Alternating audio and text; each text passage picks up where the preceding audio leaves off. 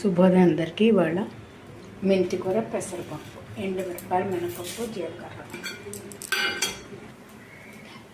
పోపు వేసిపోయింది. ఇప్పుడు మెంతి కూర సన్నగా తగిన మెంతి కూర.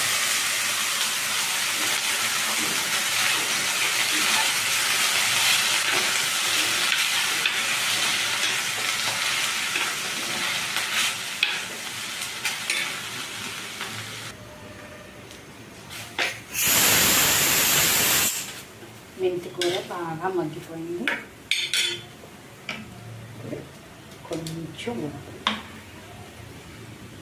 కొంచెం ఇందులో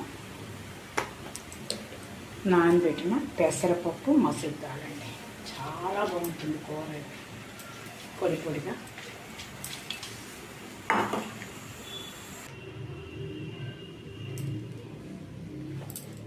గుమగుమలాడే మెంతి కూర, పెసరపప్పు, మసూర్ దాల్ చాలా కమ్మగా ఉంటుందండి. వేడి వేడి అన్నంలోకి, చపాతీల్లోకి చాలా బాగుంటుంది.